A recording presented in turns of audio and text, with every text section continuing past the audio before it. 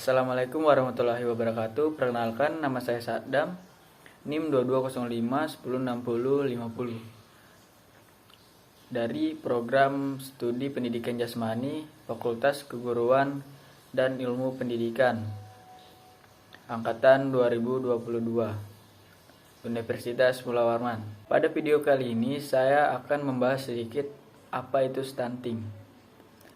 Stunting adalah keterlambatan pertumbuhan pada anak sehingga terlihat lebih pendek ketimbang anak seusianya. Ada sederet faktor yang bisa meningkatkan resiko stunting. Yang paling sering adalah tidak terpenuhinya asupan gizi dalam jangka panjang.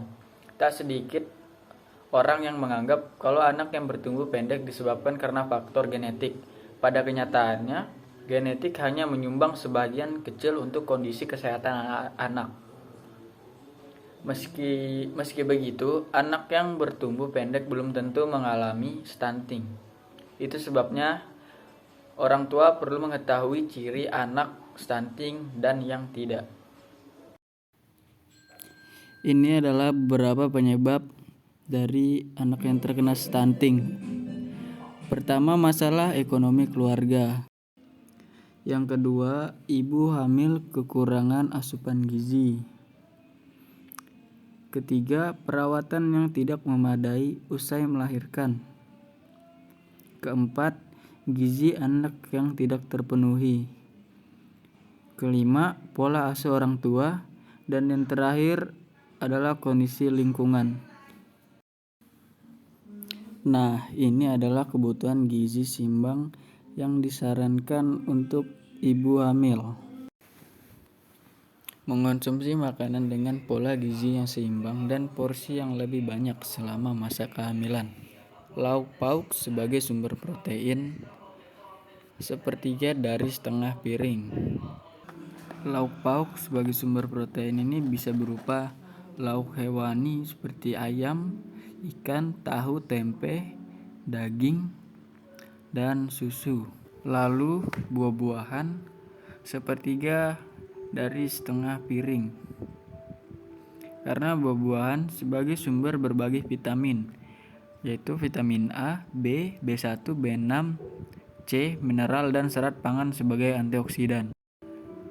Ada makanan pokok, yaitu 2/3 dari setengah piring. Untuk makanan pokok itu berupa nasi, bisa gandum, jagung, singkong, kentang, dan lain-lain.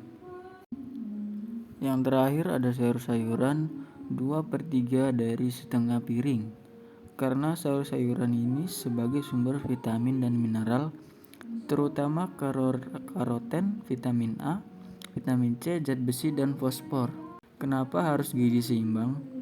Peningkatan kebutuhan gizi untuk ibu hamil sebesar 15%, karena dibutuhkan untuk pertumbuhan rahim, payudara, air ketuban, dan pertumbuhan rahim. Makanan yang dikonsumsi ibu hamil dipergunakan untuk pertumbuhan janin sebanyak 40%, sedangkan untuk memenuhi kebutuhan ibu sebesar 60%. Dan dilarang atau batasi mengonsumsi makanan yang mengandung tinggi garam, dan juga hindari meminum kopi. Dan ini beberapa cara pencegahan stunting mulai dari kehamilan hingga bayi lahir. Yang pertama, sejak hamil. Yang kedua, saat bayi lahir. Ketiga, bayi usia 6-24 bulan. Keempat, pantau selalu pertumbuhannya. Dan yang kelima, perilaku hidup bersih dan sehat atau PHBS. PHBS ini meliputi peningkatan akses terhadap air bersih, fasilitas sanitasi, dan menjaga kebersihan lingkungan.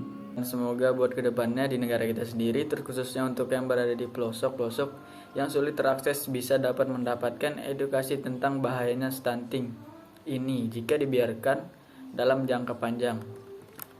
Dan satu lagi, mulai dari sekarang kita harus memprioritaskan dan selalu memperhatikan asupan gizi yang kita konsumsi, apakah sudah tergolong dalam pola hidup yang sehat atau tidak. Karena setelah penjelasan sebelumnya, kita sekarang tahu betapa pentingnya asupan gizi yang masuk ke dalam tubuh kita. Mungkin itu saja yang dapat saya sampaikan dalam video kali ini. Kurang lebihnya jika ada salah kata mohon maaf.